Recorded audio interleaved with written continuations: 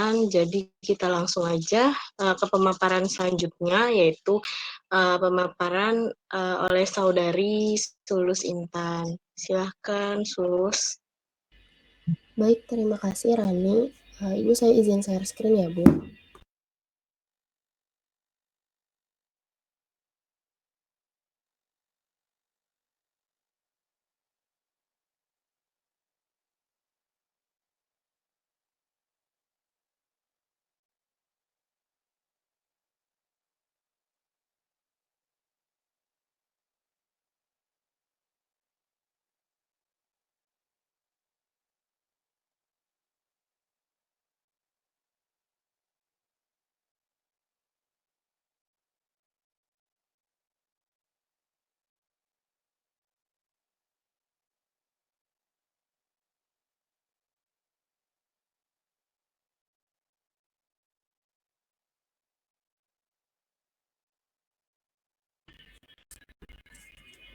Baik, Ibu, apakah sudah terlihat? Sudah nampak, silakan. Baik, Ibu. Assalamualaikum warahmatullahi wabarakatuh. Selamat pagi, salam sejahtera untuk kita semua. Puji syukur atas kerahmatan Tuhan Yang Maha Esa karena telah memberikan waktu dan kesempatan pada kita semua untuk menghadiri kegiatan hari ini.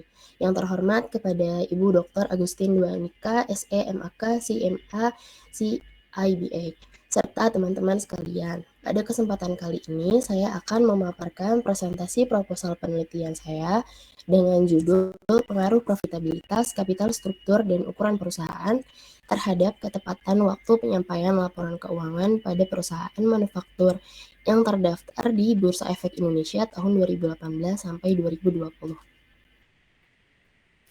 Pembahasan terbagi menjadi 3, yaitu yang pertama ada pendahuluan, yang kedua tinjauan pustaka, dan yang ketiga ada metodologi penelitian.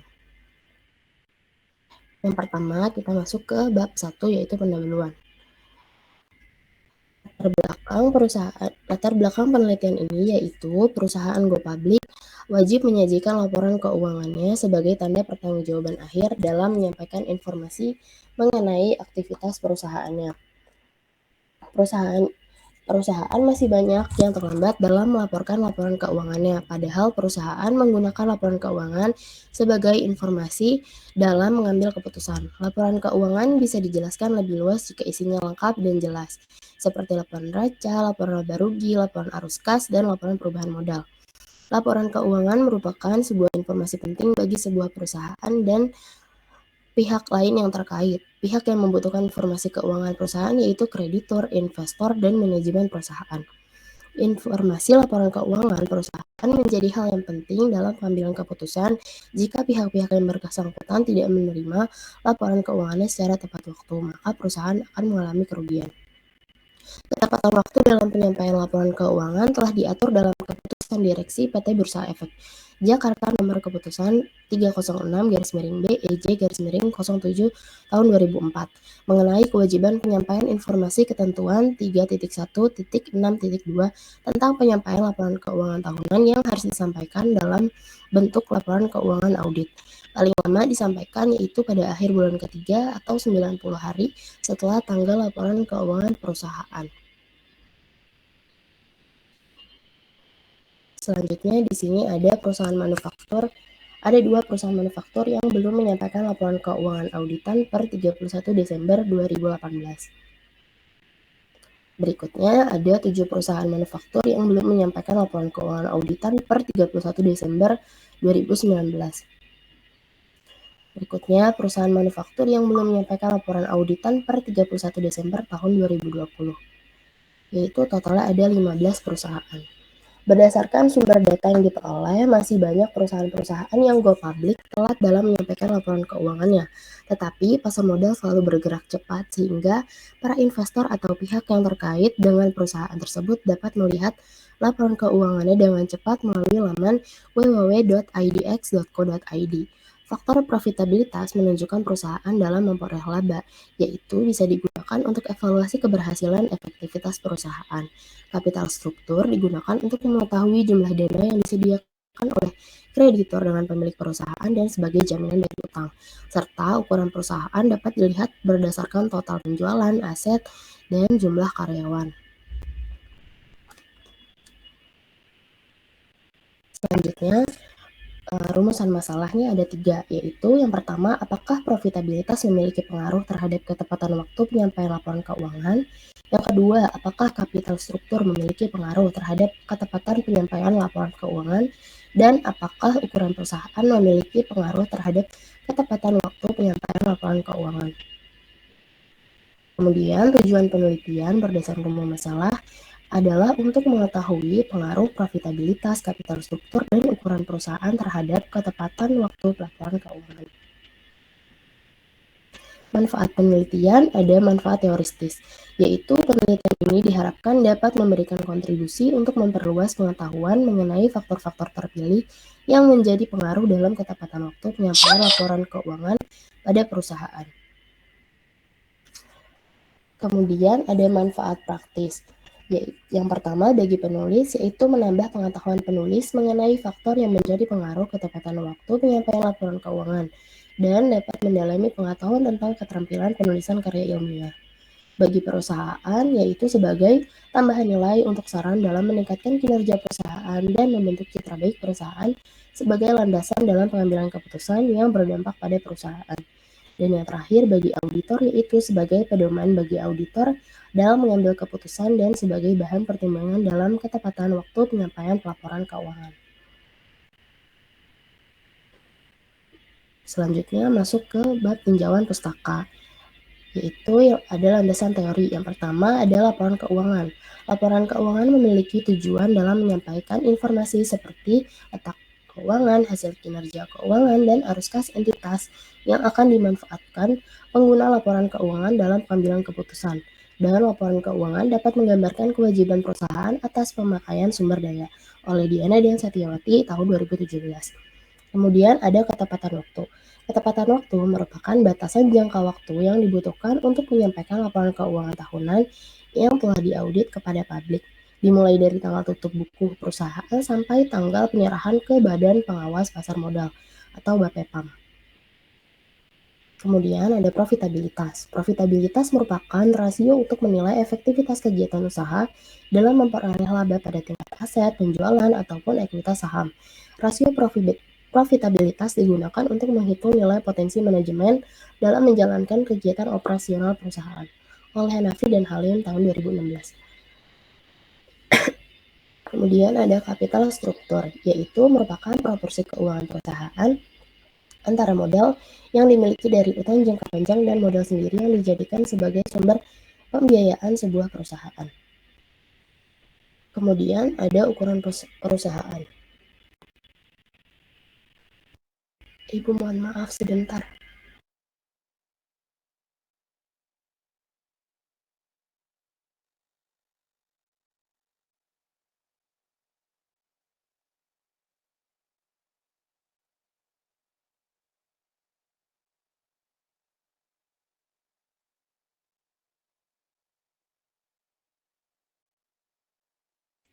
Ibu maaf, saya izin minum Bu, soalnya saya lagi kurang sehat Bu.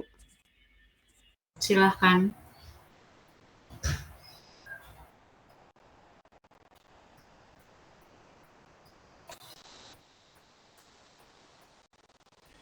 Baik Ibu, saya lanjutkan. Kemudian ada ukuran perusahaan, yaitu sebuah perbandingan besar atau kecil terhadap suatu objek. Jika dalam sebuah perusahaan atau lembaga, maka ukuran perusahaan merupakan perbandingan besar atau kecil sebuah usaha pada perusahaan ataupun organisasi. Perhitungan profitabilitas yaitu menggunakan ROA atau Return on Asset, yaitu net income dibagi dengan total aset. Kapital struktur menggunakan debt equity ratio, yaitu total utang dibagi dengan total ekuitas. Dan ukuran perusahaan dengan rumus LN dikali total aset, yaitu logaritma natural dari rata-rata total aset perusahaan. Kemudian Di sini ada penelitian terdahulu. Berdasarkan hasil riset penelitian oleh Fortuna dan Christiana tahun 2021 mengenai pengaruh profitabilitas, ukuran perusahaan, likuiditas, dan leverage terhadap ketepatan waktu pelaporan keuangan, membuktikan bahwa profitabilitas, ukuran perusahaan, likuiditas, dan leverage berpengaruh positif namun tidak signifikan terhadap ketepatan waktu laporan keuangan pada studi atas perusahaan manufaktur sektor industri barang konsumsi tahun 2016 sampai 2019. Dan berdasarkan hasil riset penelitian Kantono tahun 2020 mengenai analisis faktor-faktor yang mempengaruhi ketepatan waktu pelaporan keuangan pada studi empiris pada perusahaan perbankan yang terdaftar di BEI periode tahun 2016 sampai 2019 membuktikan bahwa profitabilitas, ukuran perusahaan, dan ukuran komite audit tidak berpengaruh positif terhadap ketepatan waktu pelaporan keuangan perusahaan perbankan di Bursa Efek Indonesia tahun 2016 sampai 2019.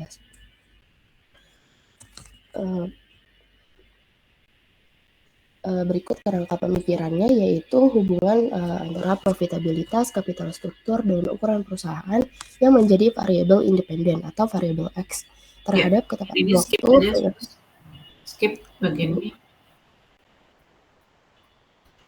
Kemudian masuk ke metode penelitian, yaitu jenis penelitian ini adalah metode penelitian kuantitatif, adalah metode penelitian yang spesifikasinya sistematis, terencana, dan terstruktur dengan jelas dari awal hingga pembuatan desain penelitiannya. Kemudian objek penelitiannya yaitu perusahaan sektor manufaktur yang terdaftar di Bursa Efek Indonesia pada tahun 2018 sampai 2020.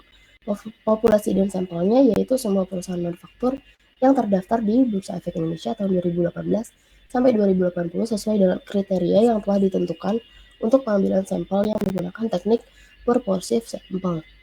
Dan teknik pengumpulan datanya yaitu dengan pengumpulan data dan studi kepustakaan. Data kuantitatif pada penelitian ini berupa laporan keuangan perusahaan manufaktur tahun 2018 dan 2020 sampai 2080 yang diperoleh melalui situs www.idf.co.id. Metode penelitian ini, variabel penelitiannya yaitu ada profitabilitas, kapital struktur, dan ukuran perusahaan menjadi variabel X, dan ketepatan waktu penyampaian laporan keuangan menjadi variabel Y. Analisis data ini menggunakan penelitian kuantitatif, dipilih karena data-data yang diperoleh dalam bentuk angka dan statistik. Kemudian data akan dikumpulkan dalam tabel dan diproses melalui software SPSS Versus 25 yang akan menghasilkan hasil penelitian berupa gambar, tabel, dan grafik yang bermanfaat bagi hasil penelitian. Dan berikut daftar pustaka yang menjadi acuan dari penelitian ini. Terima kasih Ibu. Kurang lebihnya mohon maaf. Assalamualaikum warahmatullahi wabarakatuh. Waalaikumsalam warahmatullahi wabarakatuh. Oke, baik. Terima kasih Solus. Meskipun sedang nggak enak body ya, tetap berusaha komitmen untuk paparan sesuai jadwal. Tentu yang paparan pertama ada nilai plusnya ya dibanding yang berikutnya, karena kan kalau berikutnya udah ada kisi-kisinya gitu ya. Oke, Solus, semoga lekas sembuh. Saya komentari dari apa-apa yang saya ketahui kaitannya dengan standar penelitian di UPJ. Jadi dari 3 pemapar itu Solus yang menurut Ibu relatif lebih lengkap gitu ya. Jelas ini mau ngapainnya ini sudah nampak gitu ya.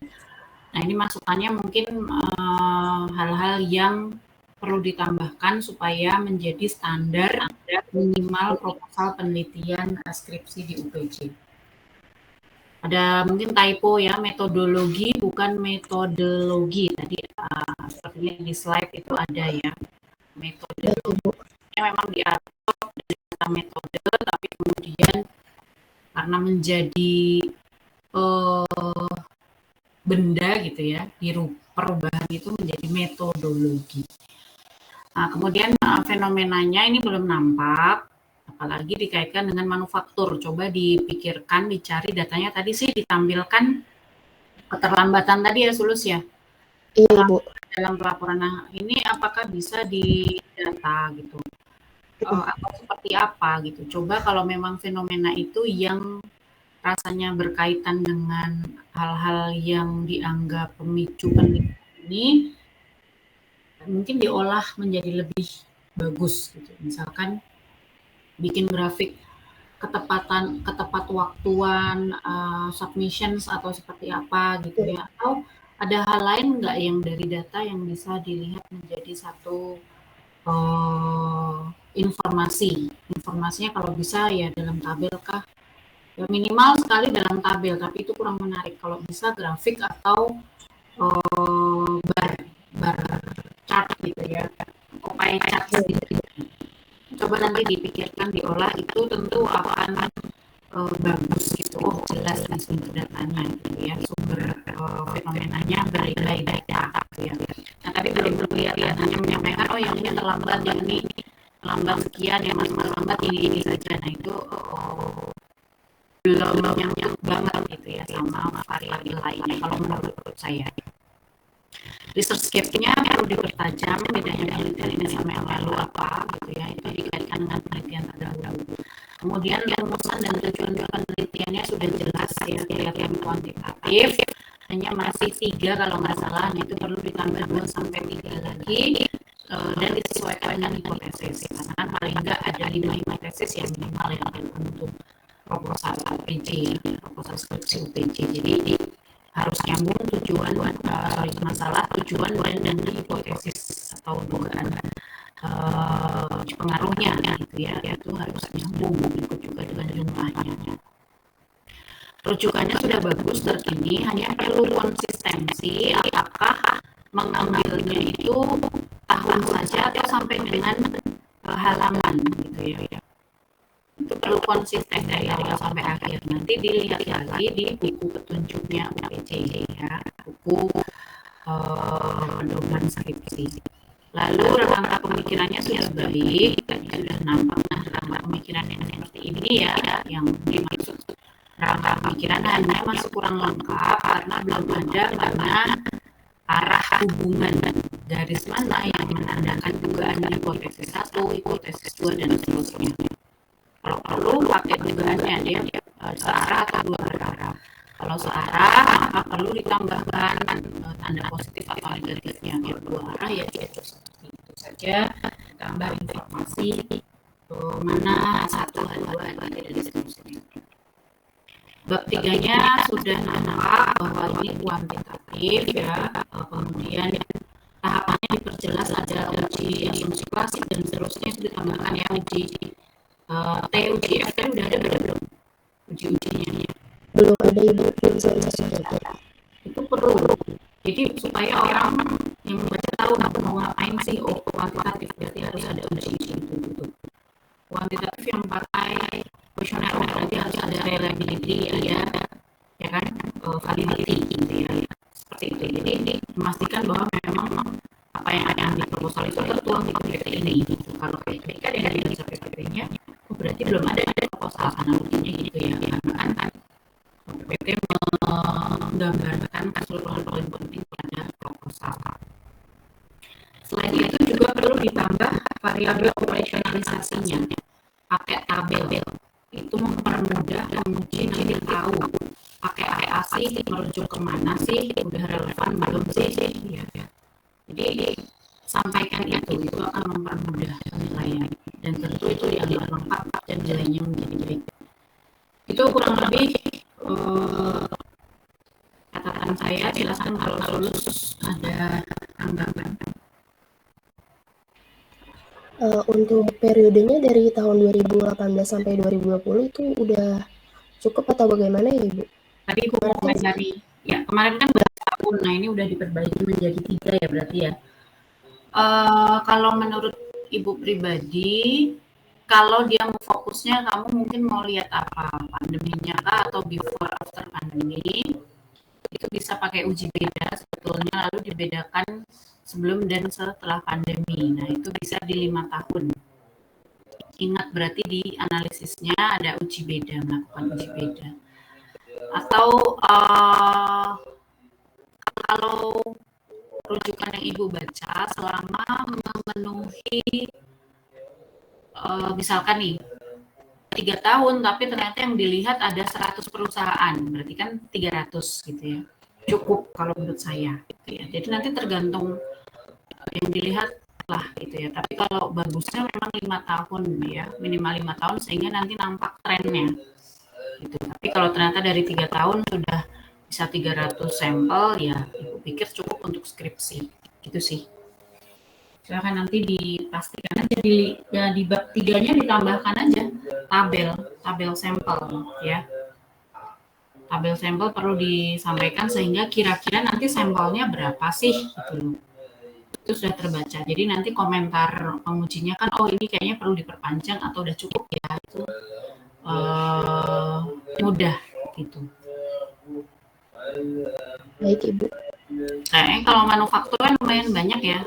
Pas Ibu aja tuh ada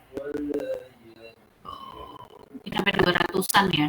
Kalau mau semua manufaktur 200-an, nah nanti dilihat apakah yang rugi, ada yang rugi dan yang tidak itu juga dimasukin apa enggak. Silakan. Gitu, Sulus. Baik Ibu, terima kasih banyak. Sama-sama. Saya kadang kalau Sulus ini suka, teman saya kan ada yang namanya, bukan menyanyi sih, ini beneran Tulus gitu ya, jadi agak mirip sih. Sulus dan Tulus. Tapi Sulus itu artinya apa ya? Saya googling kok nggak nemu deh Sulus. Ingat banget ini dosennya. Apa Sulus? Iya Ibu. Artinya sepertiga Ibu dari kata salasa sebenarnya Ibu. Oh iya ya. Salasa bukan 2 ya? Oh 3 ya? Karena Enggak. oh iya, oke deh. Anak ketiga berarti ya. Iya Ibu. Baiklah. Makasih Sulus. Terima kasih kembali Ibu. Iya. Tadi cara rename-nya gimana ya? Saya ternyata juga pakai akun yang punya klien saya nih. Oh ya udah, saya juga ya kalau gitu ya, sambil mempersiapkan silahkan saya live dulu ganti akun. Ternyata senasib saya sama Mbak Asia. Baiklah. Silakan sambil disiapkan. Mbak Rani, saya kembalikan. Baik, terima kasih Ibu Agustin. Ya, udah keluar. Makasih ya Sulus. Jadi udah tahu ya not-notnya apa, nanti biar disesuaikan aja yang udah di-ACC sama dia kayak gitu. Terus lanjut kali ya ke Mili ya. Gimana Mil? Mungkin Jangan ketawa mulu lu Miliana. Nanti dulu nunggu Agustin ya. Bentar, ini gini, dia udah masuk. Ya.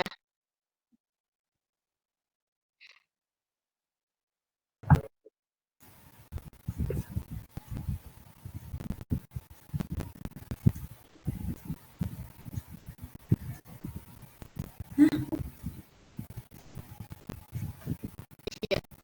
Dicoba Mil. Nggak share screen dua arah gitu. Tunggu ya. Kayaknya nggak bisa deh. Coba sebentar.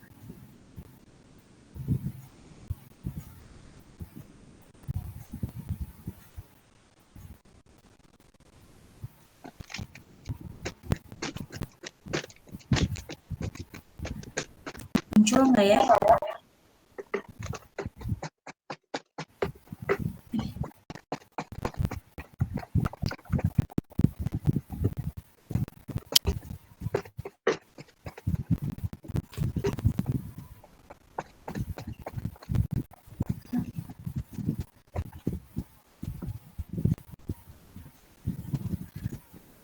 Apakah udah muncul? Sudah.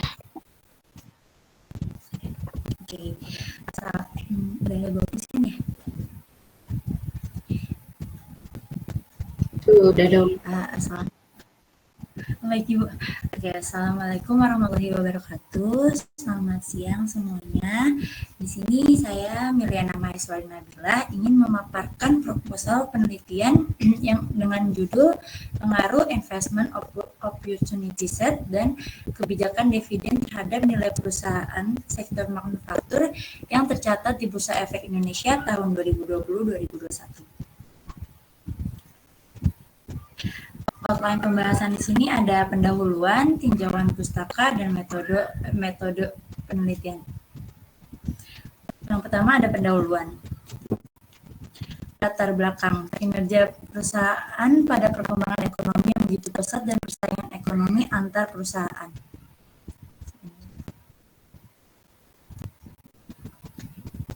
Perkembangan perekonomian yang begitu pesat pada saat ini membuat persaingan di bidang ekonomi menjadi semakin ketat dan menjadikan perusahaan agar dapat meningkatkan kinerja perusahaannya.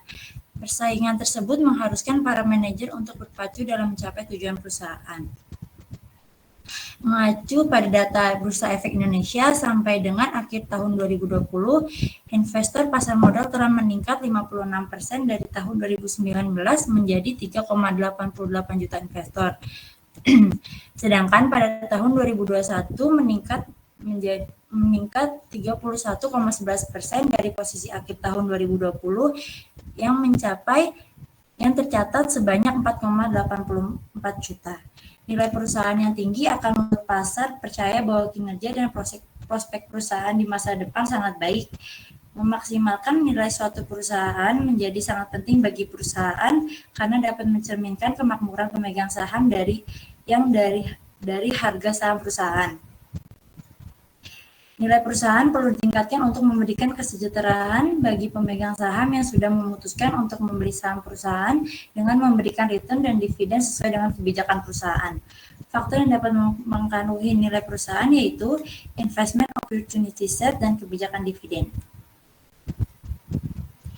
Di sini ada dua rumusan masalah, yaitu yang pertama ada apakah investment opportunity set berpengaruh terhadap nilai perusahaan.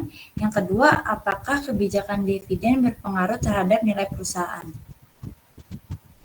Tujuan penelitian yaitu untuk mengetahui dan menganalisis pengaruh investment opportunity terhadap nilai perusahaan dan untuk mengetahui dan menganalisa pengaruh kebijakan dividen terhadap nilai perusahaan. Manfaat penelitian. Bagi peneliti, penelitian ini diharapkan dapat untuk membantu menggali ilmu yang dapat digunakan untuk mengambil keputusan investasi.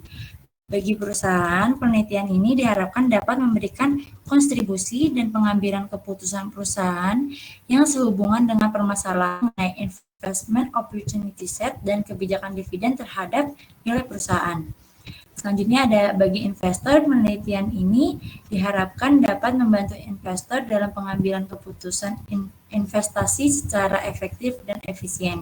Bagi sivitas akademik, penelitian ini diharapkan dapat dijadikan bahan evaluasi belajar dan sebagai bahan referensi. Yang pertama ada selanjutnya ada tinjauan pustaka. Grand Theory yang digunakan para ahli mengungkapkan tentang nilai perusahaan dan kaitannya dengan manajemen keuangan. Terdapat 3 keputusan dalam bidang manajemen keuangan, yaitu keputusan investasi, keputusan pendanaan, dan kebijakan dividen.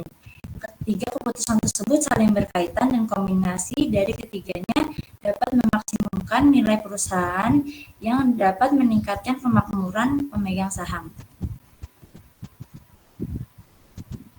Selanjutnya ada landasan teori. Yang pertama ada teori signaling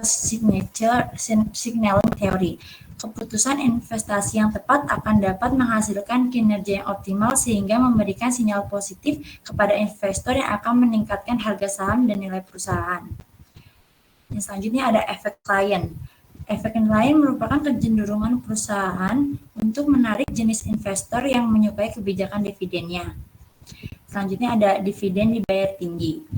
Menurut teori bird in the hand, pemegang saham lebih menyukai dividen tinggi dibandingkan dengan dividen yang akan dibagikan di masa yang akan datang dan capital gains. Selanjutnya ada information content of dividend theory. Menurut teori ini, investor akan melihatkan kenaikan dividen sebagai sinyal positif atas prospek perusahaan di masa depan. Selanjutnya ada penelitian terdahulu. Sesuai dengan penelitian Rika Amanda Putri dan Mia Angelina menunjukkan bahwa investment opportunity set yang diproyeksikan dengan NBFI dan CABPFA kebijakan dividen berpengaruh secara simultan terhadap nilai perusahaan. Menurut penelitian yang dilakukan Mulyani, Hari Gursadi dan Agung Fajar Ilmiono, menghasilkan penelitian yang menunjukkan bahwa set kesempatan investasi tidak berpengaruh terhadap nilai perusahaan, ukuran dan kebijakan perusahaan berpengaruh terhadap nilai perusahaan. Set kesempatan investasi, ukuran perusahaan, kepemilikan institusional, dan kebijakan dividen secara simultan berpengaruh terhadap nilai perusahaan. Selanjutnya ada kerangka berpikir. Yang pertama ada HA1, terdapat pengaruh investment opportunity set terhadap nilai perusahaan. Yang kedua ada HO1, tidak terdapat pengaruh investment opportunity set terhadap nilai perusahaan. Selanjutnya ada HA2, terdapat pengaruh kebijakan dividen terhadap nilai perusahaan. HO2, tidak terdapat pengaruh kebijakan dividen terhadap nilai perusahaan. Selanjutnya ada kerangka berpikir menggunakan model analisis atau paradigma setiap variabel yang digunakan. Investment opportunity set X1 dan kebijakan dividen X2 terhadap nilai perusahaan. Metode penelitian yang digunakan. Jenis penelitian ini merupakan penelitian kuantitatif. Penelitian kuantitatif digunakan untuk meneliti sampel pada suatu populasi dengan instrumen penelitian yang dapat diuji pada hipotesis yang ada. Penelitian ini menggunakan perusahaan yang terdaftar di Bursa Efek Indonesia. Selanjutnya ada subjek penelitian. Populasi dari penelitian ini adalah semua perusahaan yang terdaftar di Bursa Efek Indonesia selama tahun 2020-2021. Sampel, metode proposif sampel tersebut, sampel yang digunakan pada penelitian ini yaitu metode proposif sampling, yang membatasi pengambilan sampel yang akan diteliti berdasarkan kriteria yaitu perusahaan membagi dividen dan memiliki data terkait pembayaran dividen selama periode 2020 sampai dengan 2021. Selanjutnya ada metode pengumpulan data. Data yang digunakan dalam penelitian ini adalah data sekunder. Data sekunder yang digunakan dalam penelitian ini adalah laporan tahunan yang ada di dalam laporan keuangan dari perusahaan manufaktur yang terdaftar di Bursa Efek Indonesia. Selanjutnya ada rancangan analisis data. Yang pertama ada statistika deskriptif, dimaksudkan untuk memberikan gambaran mengenai distribusi dan perilaku data sampel. Selanjutnya ada uji asumsi klasik. Terdapat beberapa asumsi yang harus dipenuhi agar data yang dimasukkan dalam model regresi telah memenuhi ketentuan dan syarat. Uji asumsi klasik dalam penelitian ini mencakup uji normalitas, multikolinearitas, dan heteroskedastisitas. Selanjutnya ada analisis regresi berganda. Metode analisis data dilakukan dengan menggunakan regresi moderasi untuk melihat pengaruh investment opportunity set terhadap nilai perusahaan. Selanjutnya ada analisis koefisien determinasi. Digunakan untuk mengetahui sampai seberapa besar persentase variasi variabel terkait pada model dapat diterangkan oleh variabel bebas. Selanjutnya ada uji F, dilakukan untuk mengetahui tingkat signifikan hubungan antara variabel bebas secara bersama-sama terhadap variabel terikat. Selanjutnya ada uji hipotesis. Digunakan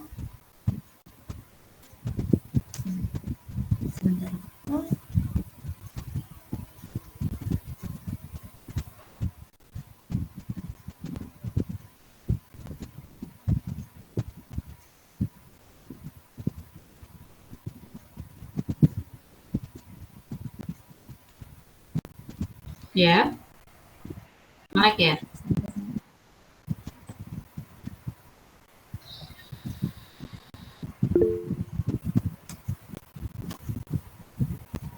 Selanjutnya ada uji hipotesis, yaitu kesempatan investasi dengan kebijakan dividen terhadap nilai perusahaan dan kesempatan investasi.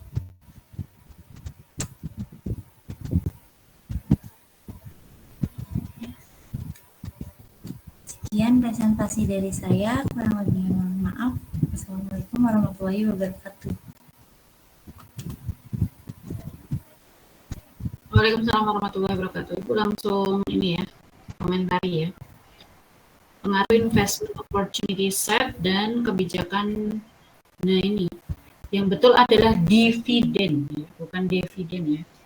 Karena dari bahasa Inggris, divide itu pembagian, pembagian. Jadi diadopsi menjadi dividen. Nah ini anak-anak finansi harus tahu nih ya. Bukan dividen. Oke, kemudian Y-nya nilai perusahaan. Judulnya ini sudah nampak, baik judul kuantitatif gitu ya. Dalam hal nanti mau mix method ini sudah memenuhi syarat judul skripsi yang berlaku di UPJ. Nah ini masukan-masukan Ibu, fenomenanya juga tadi udah nampak ya, ada data yang ditampilkan ya dalam bentuk angka. Baik gitu ya, kalau bisa dalam bentuk grafik, pertumbuhan dan seterusnya, alangkah lebih indahnya. Nah, kemudian PPT juga bagus ya menurut Ibu. Kemudian grand teorinya juga sudah disampaikan ya. Tadi grandnya kayaknya 2, kemudian selebihnya itu middle teori ya. Tapi artinya sudah paham nih kalau harus ada teori payung gitu ya. Kemudian penelitian terdahulunya tadi sudah ada, hanya tidak ada tahunnya. Nah ini adalah kunci apakah memang penelitian terdahulu bisa digunakan atau tidak. Itu dari tahun dan juga mungkin sebetulnya bisa disimplify langsung hasilnya apa gitu ya. Jadi supaya mudah, gampang ya. Kemudian penelitian terdahulu juga usahakan setiap variabel itu ada 5 dukungan penelitian terdahulu gitu. Jadi kalau ini variabelnya 3, X-nya 3 ya ini udah boleh nih X-nya 3, Y-nya 1. Ya paling tidak ada 20 penelitian terdahulu gitu ya Mbak Miliana. Kemudian hipotesisnya perlu ditambah, kalau bisa 4 atau 5 lah minimal gitu ya. Kemudian bagian uji T-nya juga belum ada. Uji T itu adalah uji hipotesis. Nah, kalau ini penelitian mengenai uji pengaruh, maka harus ada uji T. Begitu. Selebihnya sih sudah oke kalau menurut Ibu ya. Hanya di bagian ini belum ada nih. Bagian bab 4-nya juga belum ada operasionalisasi variabel ya. Tapi yang lainnya juga belum ada. Operasionalisasi variabel, kemudian sampel, estimasi jumlah sampel. Ini kan nanti dari apa sumber datanya? Dari laporan keuangan, Ibu. Nah itu perlu di highlight laporan keuangan mana ya kan ini kan ada di tercatat di BI ya 2020 sampai 2021 ini agak pendek. Kalau nanti sudah ada hitungan sampel, maka akan terlihat apakah memenuhi minimal gitu ya, atau harus sampai dengan 5 tahun. Kalau saran Ibu ya, kalau tidak ada tujuan khusus, sebaiknya ya di 5 tahun rentang amatan ya. Baik, Ibu. Nah, lebih itu dulu, Mbak Miliana. Mungkin ada tanggapan? Silakan. Belum ada, Ibu. Terima kasih banyak, Ibu, masukannya. Ya, ini yang kesininya semakin lengkap ya. Jadi baik, saya pikir ini sudah relatif lengkap, hanya belum sempurna ya. Oke, mungkin berikutnya nanti ada yang lebih lengkap lagi. Silakan saya kembalikan ke Mbak Rani. Baik, terima kasih Ibu Agustin atas saran dan kritik serta tanggapannya terkait dengan proposal Saudari Miliana, dan terima kasih untuk Saudari Miliana telah menyampaikan proposalnya.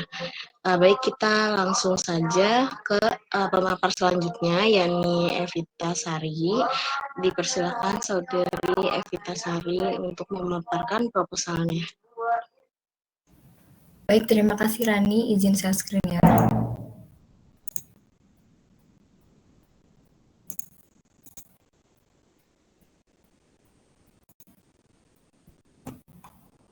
Apakah sudah terlihat? Sudah. Baik. Selamat siang, Assalamualaikum warahmatullahi wabarakatuh. Salam sejahtera bagi kita semua. Yang terhormat, Ibu Dr. Agustin Dwi Anika, SEMAK CMA CIBA, selaku penguji utama sekaligus dosen pembimbing saya, serta yang saya banggakan seluruh audiens yang ada di sini. Sebelumnya perkenalkan, nama saya Evita Sari dengan NIM 2019-011-006 Program Studi Akuntansi Universitas Pembangunan Jaya. Berikutnya, pada penelitian kali ini saya mengangkat judul Analisis Financial Distress sebelum dan sesudah pandemi COVID-19 pada perusahaan sektor properti yang listing di Bursa Efek Indonesia periode 2017 sampai dengan periode 2020. Selanjutnya ada poin pembahasan, yaitu yang pertama ada pendahuluan, tinjauan pustaka, dan metodologi penelitian. Langsung saja. Untuk latar belakang saya menggunakan analisis puzzle. Yang pertama, seperti yang kita ketahui bahwa munculnya pandemi COVID ini menjadi virus yang menular yang berawal dari Cina di bulan Desember 2019 dan memasuki ke Indonesia pada awal tahun 2020, dan virus ini sudah menyebar di seluruh negara. Kemudian, untuk perekonomian global, seperti dilansir dari International Monetary Fund, menegaskan bahwa pandemi COVID-19 ini menyebabkan resesi global yang artinya terjadinya penurunan sektor ekonomi yang secara signifikan. Lalu ada indeks harga saham gabungan yang mana terjadi penurunan yang tadinya berada di area 6.300 turun menjadi area 3.900 kurun waktu 3 bulan saja saat pandemi. Lalu untuk indeks properti sendiri juga mengalami penurunan yang signifikan pada tahun 2020 dilansir dari digital statistik Bursa Efek Indonesia. Untuk perusahaannya sendiri, saya menggunakan perusahaan di sektor properti karena perusahaan properti menurut saya memegang peranan penting dalam perekonomian dan juga pembangunan di Indonesia. Untuk fenomenanya, perusahaan sektor properti ini mengalami penurunan penjualan karena minat masyarakat yang menahan pembelian aset dalam jangka panjang di awal tahun 2020. Nah, sebaiknya kita perlu melakukan analisis financial distress. Ini digunakan untuk mengetahui bagaimana kondisi keuangan perusahaan dan mencegah kebangkrutan yang bila mana akan terjadi. Tentunya dalam analisis financial distress ini saya menggunakan 3 pendekatan, yaitu model Altman, Grafer Score, dan juga Mizewski, karena ketiga model ini memiliki tingkat akurasi yang paling baik. Kemudian ada 4 rumusan masalah. Yang pertama, apakah terdapat perusahaan properti yang mengalami financial distress dengan menggunakan Altman? Lalu yang kedua, apakah terdapat perusahaan properti dengan menggunakan model Grafer? Yang ketiga dengan model Mizewski, dan juga yang keempat, apakah terdapat model prediksi yang memiliki tingkat akurasi tertinggi dalam analisis financial distress pada perusahaan properti yang listing di Bursa Efek Indonesia periode 2017 sampai dengan periode 2020. Tujuan penelitian sudah pasti untuk mengetahui apakah adanya perusahaan properti yang mengalami financial distress dengan menggunakan perhitungan model Altman, model Grafer Score, model Mizewski, dan juga untuk mengetahui apakah terdapat model prediksi yang memiliki tingkat akurasi lebih tinggi pada perusahaan properti yang listing di Bursa Efek periode 2017 sampai dengan 2020. Untuk manfaat penelitian dibagi menjadi 2, ada manfaat teoritis dengan manfaat praktis. Kalau manfaat teoritis bagi peneliti, diharapkan penelitian ini menjadi pembelajaran untuk pendalaman ilmu penelitian selanjutnya, sehingga dapat memberikan pemahaman mengenai analisis financial distress. Kemudian, sedangkan bagi pembaca, diharapkan penelitian ini bisa menjadi sumber informasi untuk menambah pengetahuan pembaca. Dan bagi Universitas Pembangunan Jaya, diharapkan penelitian ini bisa menjadi bahan penambahan wawasan mahasiswa lainnya, dan bisa menjadi referensi untuk penelitian selanjutnya dengan topik serupa. Sedangkan untuk manfaat praktis bagi peneliti adalah diharapkan penelitian ini dapat menjadi sarana yang bermanfaat untuk mengimplementasikan analisis financial distress. Lalu bagi perusahaan diharapkan penelitian ini bisa menjadi sumber informasi mengenai tingkat kondisi financial distress yang bisa dijadikan untuk sarana mengidentifikasi kondisi keuangan perusahaan tersebut supaya bisa menentukan strategi yang tepat dan optimal sehingga bisa menanggulangi financial distress yang akan terjadi pada perusahaan tersebut. Sedangkan bagi investor, manfaat praktis diharapkan dapat memberikan informasi nih akan kondisi keuangan akurat pada perusahaan properti sehingga investor bisa mengambil keputusan dengan tepat ketika ingin berinvestasi di sektor properti. Lalu ada tinjauan pustaka untuk landasan teori dibagi menjadi 3, ada grand theory, middle theory, dengan applied theory. Untuk grand theory saya menggunakan teori laporan keuangan dari Harry tahun 2017. Dia menyatakan bahwa laporan keuangan itu adalah alat yang digunakan untuk mengkomunikasikan data keuangan untuk pihak yang berkepentingan supaya kita bisa memperlihatkan bagaimana kondisi keuangan perusahaan beserta dengan kinerja perusahaannya. Sedangkan middle teorinya adalah financial distress yang menjadi ciri perusahaan yang mendapatkan masalah keuangan, dan applied teorinya adalah menggunakan 3 model prediksi financial distress. Lalu untuk penelitian terdahulu, saya mengambil 4 penelitian yang sebelumnya. Yang pertama, dia menggunakan model Springate, Olson, Altman, Z-score, dan juga Grover untuk memprediksi financial distress. Hasilnya, model Grover score ini memiliki tingkat akurasi yang paling tinggi. Lalu untuk penelitian yang kedua, ada menggunakan metode Springate dengan Zimizewski yang hasilnya membuktikan bahwa tingkat akurasi yang tertinggi adalah Zimizewski jika dibandingkan dengan Springate.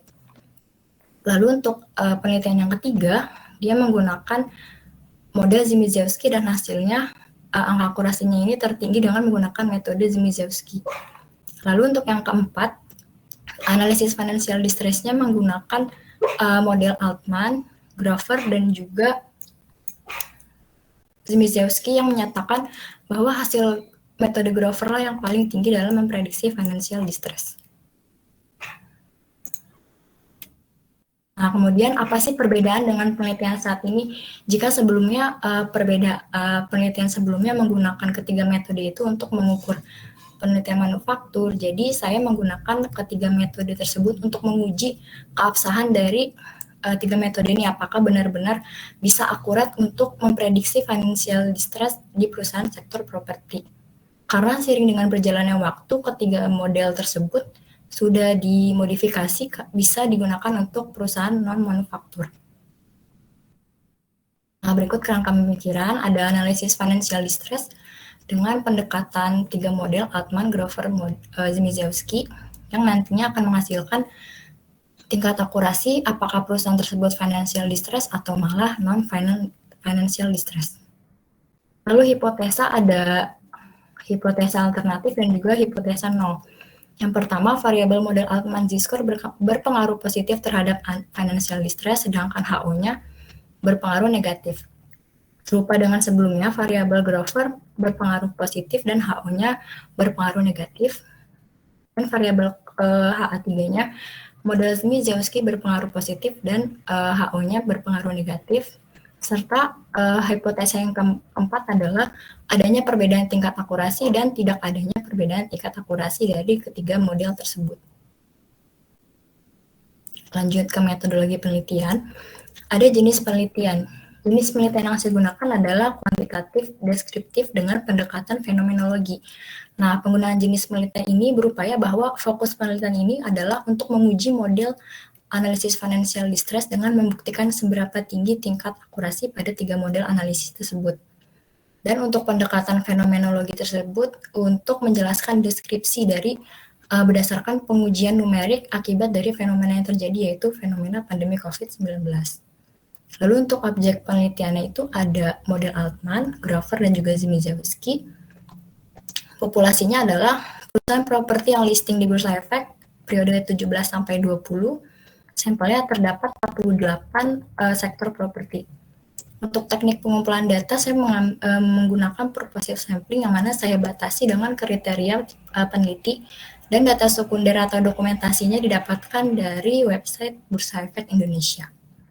Nantinya hasil tersebut akan dilakukan pengujian SPSS dengan skala rasio. Nah, di sini ada tabel sampel data. Untuk kriteria perusahaannya, perusahaan properti yang tercatat di Bursa Efek sampai dengan tahun 2020 ada 65 perusahaan. Sedangkan perusahaan yang belum terdaftar dari tahun 2017 hingga publikasi laporan keuangan tidak lengkap terdapat 17 perusahaan.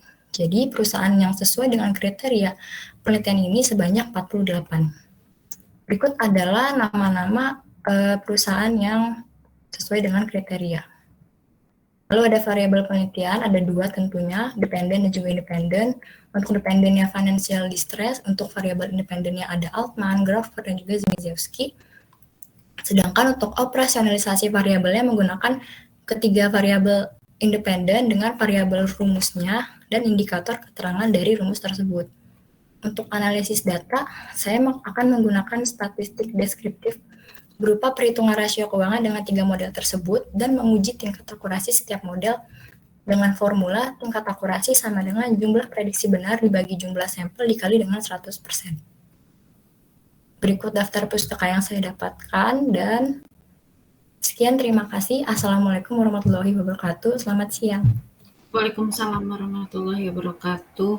Terima kasih Mbak Evita Sari ya, paparannya tadi bagus, PPT-nya bagus. Ibu coba berikan masukan sesuai dengan standar atau standar ilmiah penelitian skripsi yang berlaku umum dan khususnya disesuaikan dengan UPC ya. Coba kita balik ke judulnya kan analisis financial distress sebelum dan sesudah pandemi. Oke. Kita lihat lagi dari judul ini yang X, yang Y mana? Yang Y-nya financial distress, yang X-nya di subjudulnya Ibu, cuman saya nggak masukin. Tadi kalau Ibu baca itu dianggap X-nya itu adalah yang Altman Z-score, Grover score, kemudian Zizemski score ya? Iya. Nah, kalau namanya pakai skor itu artinya adalah pengukuran. Pengukuran itu adalah cara mendapatkan ya. Jadi pengukuran tersebut adalah cara menghitung financial distress. Jadi kalau financial distress-nya itu sebagai Y, berarti X-nya belum ada. Paham nggak sampai sini Mbak Evita? Oh iya Ibu. Jadi cara mendapatkan atau measurement dari variabel financial distress itu ada 3 pilihan. Mau pakai pendekatan. Pendekatan kan berarti cara ngitung financial distress dengan yang ini nih. Atau mau yang pakai Grover, mau pakai Altman atau pakai Grover atau pakai Zimzelski gitu kan. Tapi ketiganya itu kan bicara mengenai satu variabel saja kan ya. Betul nggak? Betul Bu. Itu financial distress. Nah, masalahnya variabel lainnya apa gitu. Sedangkan kalau di ini boleh kalau di paper ya teman-teman, ini diperkenankan sebagai pilot study untuk mengukur financial distress-nya dulu. Mau menentukan variabel financial distress paling bagus pakai pengukuran yang mana sih? Nah, itu boleh melakukan penelitian ini. Nah, setelah itu kan misalkan, katakanlah nanti hasilnya paling bagus Altman misal. Nah, baru kemudian si Altman ini digunakan, kemudian financial distress ini mau dijadikan X atau Y gitu. Kalau dia sebagai X berarti cari Y-nya, dia kaitannya biasanya dengan apa? Kalau dia sebagai X, kalau dia sebagai Y berarti X-nya apa yang mempengaruhi, gitu ya Mbak Evita. Baik, jadi ini adalah sifatnya pilot study untuk menentukan financial distress ini lebih cocok pakai pengukuran yang mana sih gitu. Jadi ini masih belum memenuhi kriteria skripsi ya atau tugas akhir khususnya di UPC. Jadi ini baru bicara mengenai satu variabel. Satu variabel ini mau menentukan pakai pengukuran yang mana. Nah, itu yang nanti dimasukin di operasionalisasi variabel. Jadi saya sampaikan kalau X1-nya Altman itu kurang tepat, X2-nya Grover kurang tepat, X3-nya juga Zimzelski kurang tepat. Dalam hal kalau Bu, pokoknya saya tetap nih pengen membedakan ketiga-tiganya nggak apa-apa. Bisa tetap diakomodir, misalkan mau jadi apa nih financial distress-nya, mau dijadikan Y ya. Apa nih financial distress? Tapi banyaknya financial distress jadi X ya. Katakanlah jadi X, kemudian Y-nya kinerja katakanlah. Nah, berarti contoh judulnya adalah pengaruh financial distress, kemudian apa? Good corporate governance, kemudian satu lagi dan apa? Misalkan budaya perusahaan terhadap kinerja perusahaan gitu ya. Misal. Kemudian financial distress-nya pokoknya saya mau pakai 3 pengukuran ini, silahkan. Berarti H1A itu pakai pendekatan Altman, H1B pakai pendekatan Grover, H1C pakai Szymczewski, itu boleh. Lalu H2-nya baru GCG ke kinerja gitu ya. H3-nya berarti tadi katakanlah budaya ke kinerja, H4-nya yang secara bersama-sama, misalkan seperti itu Mbak Evita. Jadi tadi clue-nya pokoknya perlu 3 variabel dulu deh, 3 variabel X dan 1 Y. Nah ini masih bicara mengenai 1 variabel aja, yaitu financial distress, jadi masih belum bisa digunakan untuk skripsi ya. Kalau untuk paper biasa nggak masalah, ini bagus. Jadi tujuannya kalau ini mau jadi paper, ini pilot study untuk menentukan si financial distress lebih cocok saya pakai yang mana nih kalau untuk perusahaan properti gitu ya. Nanti mungkin bisa ditampilkan hasilnya paling bagus di apa. Sebelum dan sesudah pandemi ya harus ada uji beda misalkan gitu ya. Oh ternyata yang paling bagus pakai Altman Z-Core, baru kemudian script-nya, oh ya udah saya pakai Altman Z-Core deh gitu. Atau kemudian mau di dalam skripsi tersebut mau pakai 3 pengukuran juga bisa. Lalu nanti berarti di pembahasan dan disimpulan ya di highlight, oh paling bagus hasilnya yang pakai pendekatan apa untuk financial distress-nya, pembahasannya. Variabel 2 lainnya ya tetap dibahas. Begitu Mbak Evita. Baik Ibu, terima kasih atas masukannya. Tadi fenomenanya juga belum nampak untuk perusahaan propertinya ya Mbak, kan data atau gambar atau grafik dan seterusnya. Oke, kemudian grand teorinya tadi memang sudah dibagi grand, middle, dan applied ya, sudah bagus. Tapi rasanya yang untuk grand teori ini pilih yang memang memayungi keseluruhan dari awal penelitian sampai akhir. Contoh, dia lebih nyambung kemana nih kalau bicaranya Y-nya nanti kinerja perusahaan. Kinerja oke, apakah signaling ataukah agency ya, gitu ya. Nanti coba dicari referensinya. Kalau setiap variabel nanti ada 5, ya insya Allah nanti ketemu nih yang paling cocok yang mana. Kalau financial distress-nya mau jadi Y, nah mana nih yang berkait sama financial distress? Kalau defisit begitu, apakah kalau ditampilkan begitu saja nanti pengaruh nggak ke stakeholder? Nah, kalau pengaruh, dugaannya berarti cocok nih ke signaling misalkan gitu ya, dan seterusnya. Berarti itu adalah si teori payungnya yang dari awal sampai akhir masih nyambung terus, gitu ya Mbak Evita. Jadi ini masih perlu diperbaiki Mbak, judul dan juga variabelnya lumayan ya, ini perbaikannya ya. Seperti itu. Oke, adakah komentar atau sanggahan dari Mbak Evita? Silahkan, masih ada 2 menit. Berarti ini saya rombak judul sama ganti variabelnya ya Bu? Kalau financial distress-nya tetap mau dipakai silahkan. Biasanya kebanyakan dia jadi X gitu ya. Y-nya silahkan difikirkan dia lebih cocok ke apa, cari penelitian terdahulu metadata gitu ya. Setahu saya ke kinerja, tapi mungkin ada tren terkini dia lebih cocok kemana, silahkan gitu ya. Yang jelas berarti X-nya 3, Y-nya 1. Nah ini masih bicara 1 variabel aja nih yang belum firm dia sebagai X atau Y gitu ya. Baik, cukup. Terima kasih Ibu. Ya, sama-sama. Lanjut Mbak Rani. Silakan kalau yang mau sholat ini ya. Kita masih ada 2 lagi, siapa ya Mbak Rani? Satu lagi Ibu, itu Dini Febrianti, karena kita cuma 6 orang, di tanggal 11 baru 7 orang. Vanessa Rachel ini? Okay. Oh dia mau ikut Bu. Oh. Tadi, iya. Oke. Okay. Amelia. Oke, silakan. Saya lanjutkan ya Bu. Baik, terima kasih untuk Ibu Agustin dan terkait dengan saran dan tanggapannya. Terima kasih juga untuk Evita Sari untuk pemaparannya. Baik, sekarang kita langsung saja ke pemapar terakhir yakni Saudari Dini Febrianti. Dipersilahkan Dini. Ya, Ibu izin share screen ya Bu.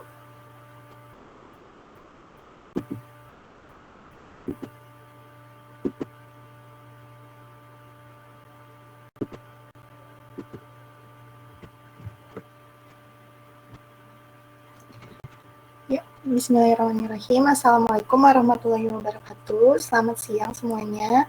Selamat siang untuk Ibu Dr. Agustin Bianika, SMAK CME SIBA, dan kepada rekan-rekan semua. Perkenalkan, saya Dini Febrianti dengan NIM 2019-011-042 dari Program Studi Akuntansi. Pada kesempatan kali ini, saya akan mempresentasikan mengenai proposal penelitian yang sudah saya susun dengan judul Pengaruh Good Corporate Governance terhadap profitabilitas dan kinerja saham perusahaan, sektor kesehatan, subsektor farmasi tercatat di Bursa Efek Indonesia periode 2017 sampai 2021. Poin pembahasannya ada 3. Yang pertama ada pendahuluan, kedua ada tinjauan pustaka, dan yang ketiga ada metode penelitian. Yang pertama ada pembahasan tentang pendahuluan. Perkembangan ekonomi di bidang bisnis telah menciptakan suatu persaingan yang sangat ketat antar perusahaan. Dalam persaingan ini, semua perusahaan berusaha untuk meningkatkan kinerjanya agar tujuan utama perusahaan untuk memaksimalkan kekayaan pemegang saham dengan meningkatkan harga saham dan nilai perusahaan dapat tercapai. Industri yang mendukung perekonomian Indonesia, salah satunya adalah industri farmasi. Perusahaan farmasi merupakan salah satu pilihan yang tepat bagi investor untuk berinvestasi dengan perhitungan resiko yang tidak terlalu besar untuk mendapatkan keuntungan. Hal ini ditunjang dengan perkembangan zaman yang pesat, bisnis alat kesehatan, obat-obatan, dan rumah sakit yang telah berkembang dengan cepat. Selain itu, permintaan produk-produk farmasi yang berkaitan dengan penanganan COVID-19 mengalami peningkatan signifikan, seperti masker, APD, dan hand sanitizer. Daya beli masyarakat mengenai kesadaran akan kesehatan juga meningkat, dan gaya hidup yang berkembang menjadi landasan yang kuat bagi perkembangan industri farmasi Indonesia, dan juga adanya pandemi COVID-19 merupakan salah satu pendorong revolusi industri farmasi nasional. Menerbitkan saham adalah salah satu cara paling efektif untuk mendapatkan modal. Semakin banyak saham yang diinvestasikan di suatu perusahaan, semakin tinggi nilai sahamnya. Yang selanjutnya adalah realisasi investasi Indonesia. Realisasi investasi Indonesia mengalami tren peningkatan tiap tahunnya selama periode 2017 sampai 2021. Dengan rata-rata kenaikan sebesar 6,9%. Berdasarkan data Badan Koordinasi Penanaman Modal atau BKPM, realisasi investasi Republik Indonesia pada tahun 2017 berjumlah 692,8 triliun rupiah. Kemudian di tahun-tahun berikutnya, nilainya terus naik seperti terlihat pada grafik, hingga mencapai 901 triliun rupiah pada tahun 2021. Realisasi investasi pada tahun 2021 meningkat 9% dibanding tahun 2020 yang nilainya 826,3 triliun rupiah.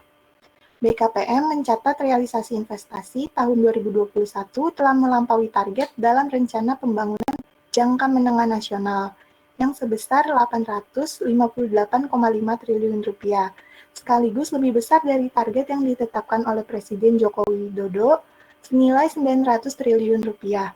Pada tahun 2021, realisasi paling banyak berasal dari penanaman modal asing sebesar 50,4%, dan sisanya dari penanaman modal dalam negeri sebesar 49,6%.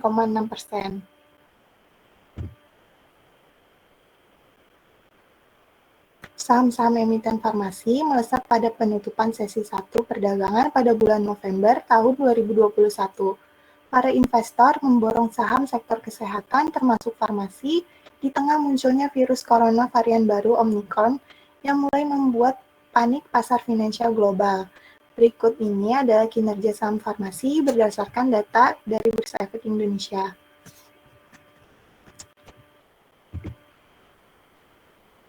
Nah, selanjutnya, menurut Nasution dan Setiawan pada tahun 2007 menyebutkan bahwa tata kelola perusahaan yang baik adalah konsep yang diusulkan demi memajukan kinerja perusahaan melalui pengawasan atau pemantauan kinerja manajemen dan memastikan akuntabilitas manajemen kepada para pemangku kepentingan dengan melandaskan kerangka peraturan. Adanya praktik dasar GCG diharapkan agar dapat meningkatkan nilai perusahaan sehingga perusahaan dapat beroperasi dengan mencapai target laba. Mengenai manfaat penerapan GCG, salah satunya adalah meningkatkan produktivitas dan efisiensi perusahaan yang tentunya akan berdampak signifikan terhadap keuntungan perusahaan yang pada akhirnya akan mempengaruhi kepercayaan investor. Tata kelola perusahaan yang baik mampu mengurangi resiko yang mungkin berbagai keputusan yang menyangkut kepentingan pribadi dibuat oleh direksi atau dewan pengawas. Hubungan antar good corporate governance dan profitabilitas melalui kinerja yang baik juga akan memberikan kesan yang baik bagi investor. Dengan cara ini, perusahaan juga akan meningkatkan kemampuannya untuk memperoleh laba yang tinggi. Menurut Rumapea tahun 2017, profitabilitas merupakan indikator yang penting bagi investor untuk mengevaluasi kinerja suatu perusahaan, karena menunjukkan profitabilitas perusahaan dan tingkat pengembalian yang akan diterima investor.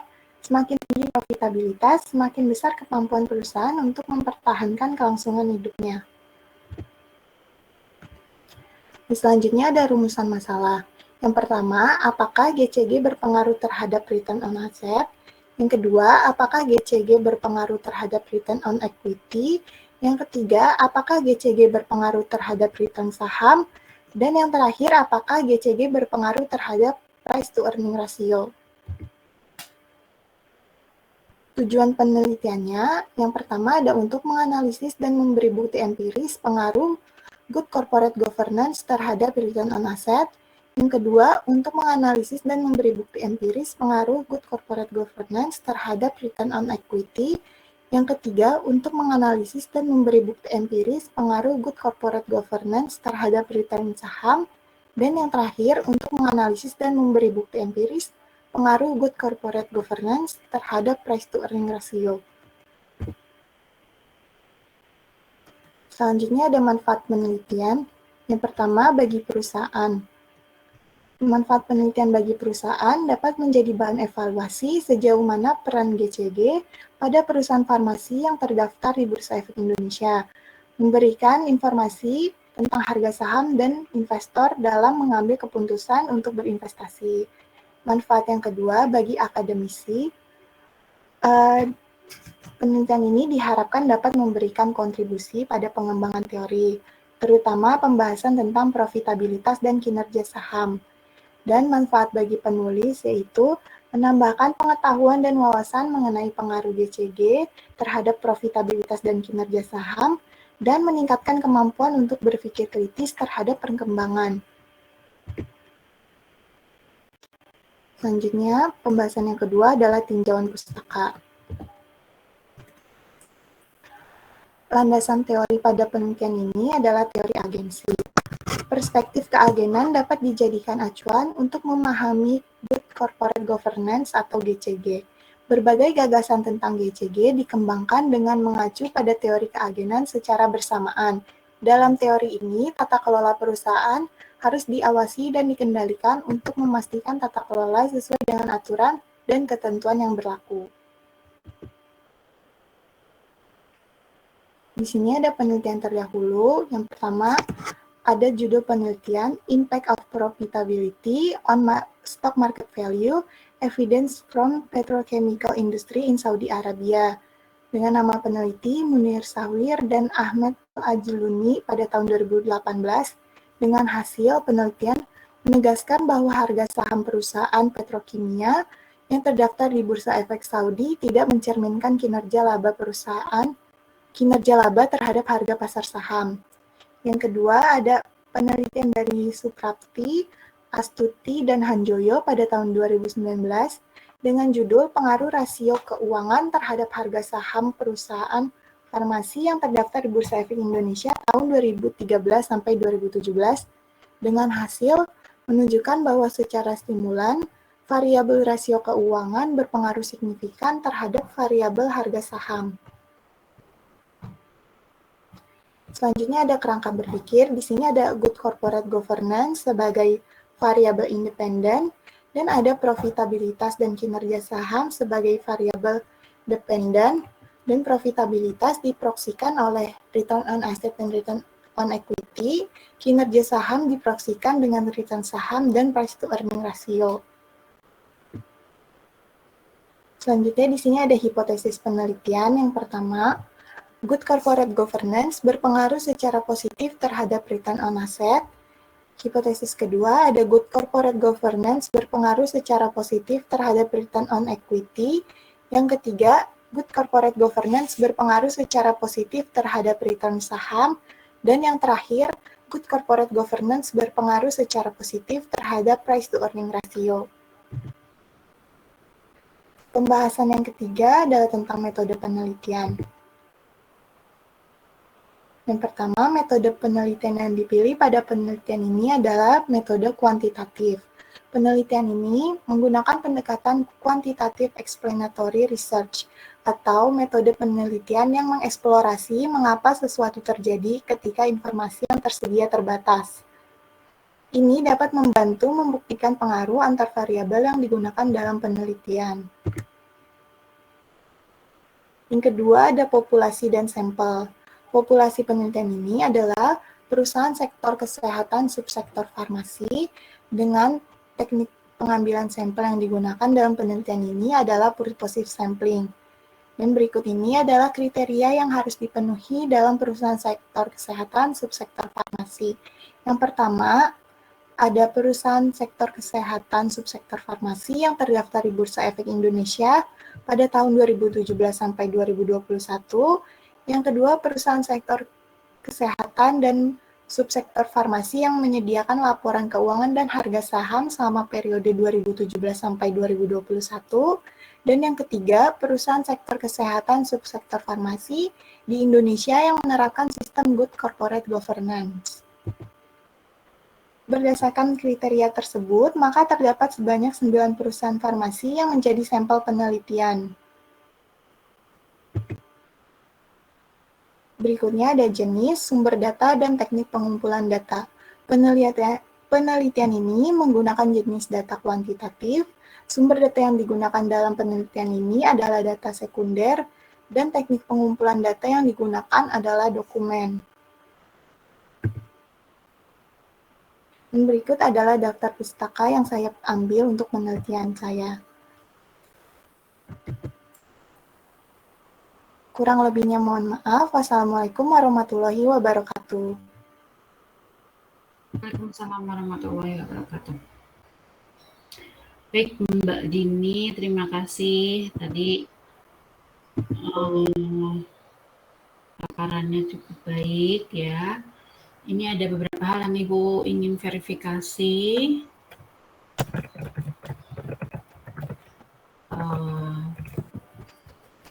Benar. Kalau dari judulnya kan pengaruh GCG terhadap profitabilitas dan kinerja saham perusahaan. Apakah ada tabel operasionalisasi variabelnya, Mbak?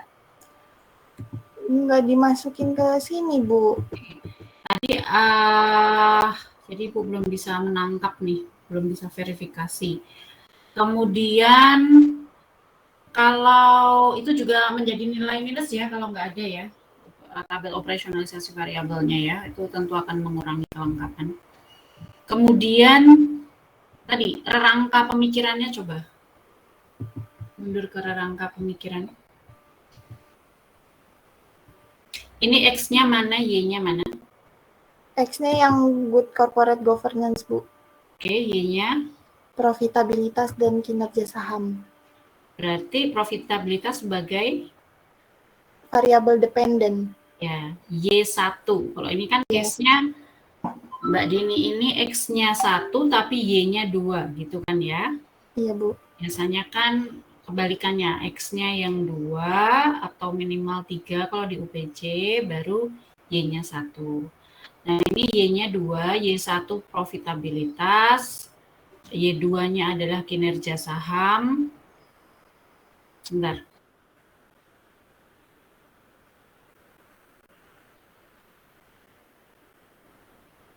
Nah, kemudian X-nya adalah good corporate governance. Ini Mbak Dini, meskipun idenya baik, tapi perlu meyakinkan penguji nanti ya kalau memang mau pakai ini. Saran tetap X-nya kalau X-nya 3 kalau memang Y-nya mau 2 gitu ya. Jadi karena kalau ini satu variabel saja berarti yang diduga bisa mempengaruhi profitabilitas. Ini sebetulnya pengukuran apa?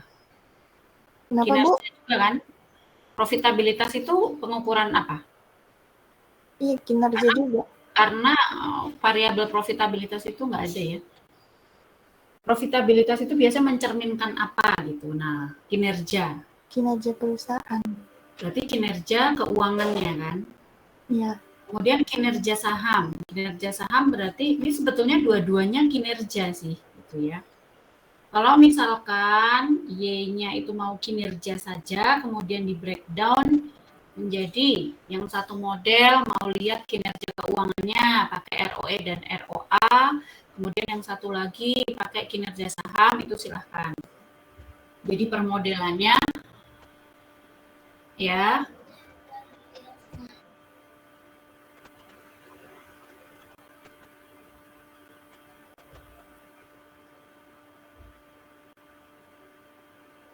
Ibu, mohon maaf itu ke-mute, Bu. Ya, sebentar saya lagi bilangin anak saya lagi matiin kompor.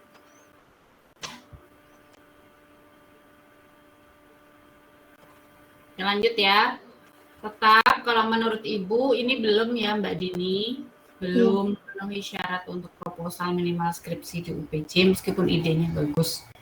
Ini ada membedakan nih, pengukurannya mau dibedakan, kinerjanya mau pakai kinerja keuangan dan kinerja saham. Itu idenya bagus. Hanya kemudian X-nya masih 1 nih. Masih GCG, jadi perlu ditambah 2X lagi. Nah, apa saja yang cocok dengan kinerja, cari dengan metadata. Ya, penelitian terdahulu itu cocoknya dengan apa? Lalu coba tambahkan satu variabel pembeda. Misalkan mau pakai mau pakai moderasi variabel apa yang sebelumnya belum pernah. Nah, itu namanya research gap ya. Itu yang biasanya ditanya adalah fenomenanya apa, implikasinya apa, research gap-nya apa gitu. Jadi pasti akan bisa saja akan dikatakan penelitian seperti ini udah banyak Mbak, misalkan gitu ya. Lalu bedanya apa sama yang sekarang di samping waktu penelitiannya gitu ya. Nah, kalau sudah nemu research gap-nya, misal tambah moderasi, research gap-nya saya adalah ada variabel moderasi yang sebelumnya masih jarang dilakukan. Itu udah nilai jual tuh ya. Ini nilainya udah terkatrol dari situ. Kemudian hipotesisnya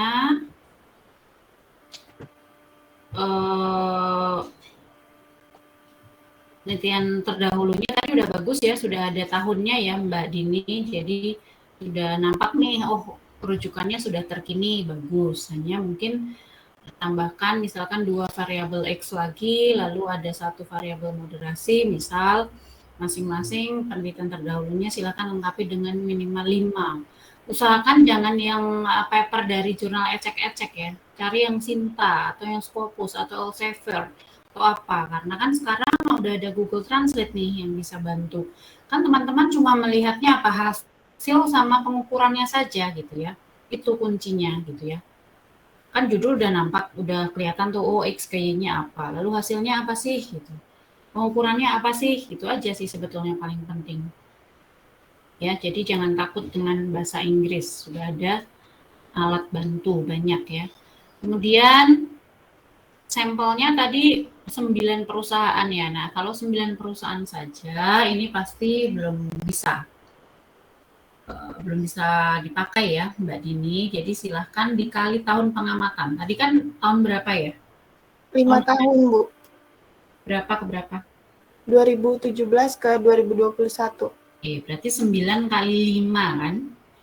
seperti Mbak Evita tadi udah bagus tuh dikalikan sehingga nampak, oh jadi data yang akan diolah segini gitu ya. Kalau tadi baru 9 yang ditampilkan, jadi kesannya hanya baru 9 nih yang akan diolah. Jadi silahkan dilengkapi sehingga orang membaca sudah tidak perlu menduga-duga gitu, karena semuanya sudah jelas gitu ya. Iya, Bu. Gitu Mbak Dini. Kemudian tabel operasionalisasi variabel itu penting ya. Jadi nanti kalau pada saat UAS, teman-teman yang lainnya juga kalau tidak ada operasionalisasi variabel, itu sudah 20% sendiri sudah terkurangi nilainya ya. Seperti yang Ibu sudah pernah sampaikan ya, nilai-nilai instrumen kelengkapan itu diikuti.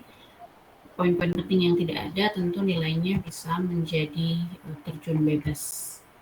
Begitu kurang lebih masukannya ya, meskipun mungkin pedas dan menyakitkan, tapi itu seperti jamu gitu ya, atau obat ya. Kadang kita perlu mendengar yang pahit gitu ya, supaya nanti menjadi aman sampai dengan yudisium insya Allah ya. Nah, ini sebetulnya udah bagus sih di breakdown, mau membedakan antara yang keuangan dan yang saham. Hanya saja masih terhitung X-nya masih terhitung X-nya tetap 1 gitu ya. Kemudian Y-nya meskipun 2 pengukuran, sebetulnya 4 pengukuran ya, kan kemudian dibedah menjadi 2, lalu setiap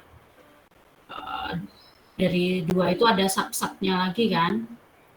Nah ini saya pikir bisa menjadi Y, kinerja, lalu kinerja dipisahkan menjadi keuangan dan return saham, lalu keuangannya dipisahkan lagi menjadi ROA dan ROE, kemudian yang return sahamnya, yang by kinerja sahamnya itu pakai return saham dan price to earning ratio gitu ya. Hanya ini terhitung X-nya masih tetap 1 gitu ya. Jadi masih kurang lengkap gitu. Nah, kembali lagi skripsi yang selesai adalah yang skripsi yang baik adalah yang selesai. Jadi kalau ini terlalu ribet untuk Y-nya bisa dipilih menjadi 2 saja. Misalkan yang keuangan dipilih mau pakai ROE aja gitu ya. Itu juga udah bagus ya. Kemudian yang kinerja sahamnya mau pakai yang return saham saja misal gitu. Itu juga boleh, itu sudah baik ya, sudah bagus. Lalu di run 2 kali karena permodelannya measurement-nya ada 2 gitu ya. Jadi mau tahu mana yang lebih bagus bisa di-compare hasilnya. Tapi kuncinya X-nya masih tetap kurang gitu Mbak Dini. Terima kasih Bu. Bisa diterima ya masukannya. Ini sementara ya nilainya masih yang apa adanya ya. Nilai tugas. Jadi untuk yang UAS nanti masukan-masukan tadi perlu diakomodir supaya optimal ya. Ya, itu mungkin Mbak Dini ada yang mau disampaikan atau ada yang tidak setuju silakan. Ini sih Bu, tadinya saya malah mau nanya kalau misalnya kayak profitabilitas atau return sahamnya dijadiin X itu malah aneh ya Bu. Jadi gini, return untuk skripsi ini ya bicaranya ya, bukan paper ya. Kalau di paper kadang orang bikin aja ROA, ROE itu jadi satu judul kayak jadi X. Tapi itu namanya paper, itu sah-sah saja. Paper itu kan lebih bebas ya, stylenya itu lebih suka-suka dia gitu. Tapi kalau yang seperti tugas akhir itu sudah ada pakemnya. Standar skripsi seperti ini, standar tesis seperti ini, standar disertasi seperti ini gitu ya. Karena itu mencerminkan institusinya gitu. Kalau yang paper kan dia jurnal saja kan, ya jurnal ini mau dia terikatnya ya sama si aturan si jurnal itu. Ya kan jurnal itu membebaskan ya nggak sah-sah saja gitu ya. Tapi kalau institusi dia udah ada pakemnya karena kita diakreditasi kan, diakreditasi itu dinilai. Maka kita punya standar kurikulum. Standar kurikulum kemudian termasuk di dalamnya ada skripsi, diturunkanlah tuh skripsinya harus seperti ini gitu ya. Paham ya teman-teman? Jangan berpikir kok dosennya ribet banget sih, padahal kan di paper-paper banyak yang seperti itu gitu ya, karena teman-teman belum paham nih alurnya, beda gitu. Meskipun kita rujukannya ya ke paper gitu, karena mau cari yang isu terkininya, nggak ada pilihan selain paper, karena kalau skripsi atau tesis kadang harus pakai akses, betul nggak? Repository itu kan nggak semuanya terbuka kan, Ya mungkin boleh teman-teman lihat di UI gitu ya, skripsinya orang UI yang akuntansi seperti apa sih? Tuh, kalau biasanya pengalaman Ibu sih harus datang ke sana membayar ya, waktu itu ya, waktu saya urus disertasi. Dan itu pun harus hanya bisa dibaca di sana. Gitu. Jadi betul-betul dibatasi kecuali memang anak UI-nya kan ada aksesnya. Ya. Seperti itu. Jadi kalau luar itu agak ini. Nah pilihannya adalah kita dengan memformulasi, bisa melihat dari punya kakak kelas yang di perpus kita sendiri. Kemudian melihat dari paper, tapi juga tidak ditelan mentah-mentah, disesuaikan dengan aturan yang berlaku di institusi. Tadi pertanyaannya, kalau X-nya ROA boleh nggak? Kalau menurut saya itu bukan X. ROA itu adalah measurement, pengukuran. Pengukuran apa? Gitu ya. Kinerja. Itu. Kalau untuk karya ilmiah loh ya, karya ilmiah skripsi ya. Gitu. Jadi perlu dipertajam. Sekali lagi ini adalah pengukurannya. Kalau di paper itu kan bebas-bebas saja dia mau pakai judul apa gitu ya. Kalau deskripsi tesis disertasi itu mesti jelas ini variabelnya apa sih. Gitu Mbak Dini. Iya Bu, maksudnya kalau misalnya jadinya pengaruh GCG dan kinerja perusahaan terhadap kinerja saham itu kurang ya Bu? Gimana GCG dan apa? Dan kinerja perusahaan Terhadap kinerja saham. kan sama-sama kinerja. Variabelnya tetap satu itu, variabel kinerja. Ya Bu. Mendingan dia tetap menjadi Y. Y-nya dibedakan antara kinerja keuangan dan kinerja saham. Gitu, itu lebih cocok. Jadi variabelnya tetap kinerja. GCG itu kan juga banyak. GCG itu turunannya kan juga banyak. Mau apanya yang dilihat gitu kan. Mau semuanya atau mau apanya dari 5 instrumen GCG itu gitu ya. Tapi ya itu tetap satu variabel. Gitu Mbak Dini. Iya Bu. Jadi concern-nya adalah ini variabelnya gitu ya. Variabelnya mungkin tambah 2 lagi. Nah, kalau dari meta bingung, oke lakukan metadata lagi. Biasanya orang-orang kinerja itu ke apa? Tuh ya. X-nya apa? Kinerja itu banyak kok. Dan kinerja itu banyak sekali. Dan kemudian perlu juga dipertajam ini bedanya dengan penelitian yang sebelum-sebelumnya apa? Karena GCG ke kinerja itu lumayan banyak. Ya. Jadi kalau saran Ibu tadi ya tambahkan dengan pembedanya ada moderasinya yang masih jarang dipakai orang gitu ya. Apa kira-kira mungkin budaya gitu ya atau mungkin leadership itu kan masih jarang. Lihat saja di metadata itu apa sih yang masih belum tapi relevan. Ya. Iya Bu. Gitu Mbak Dini. Kalau misalkan kebanyakan ya udahlah Y-nya satu aja mau pilih yang mana gitu ya. Kan skripsi yang bagus adalah yang selesai. Tapi kalau bisa breakdown ini bagus. Menurut saya nilai plus gitu ya. Cuman jangan lupa nanti di pembahasannya berarti juga 2 kali. Yang satu kan ngomongin tentang yang kinerja keuangannya, yang satu kinerja sahamnya. Gitu. Jangan terlewat cuma satu gitu maksud saya. Harus konsisten. Begitu, masih ada 1 menit, silakan. Masih ada tanggapan atau teman-teman lainnya mau bertanya, silakan.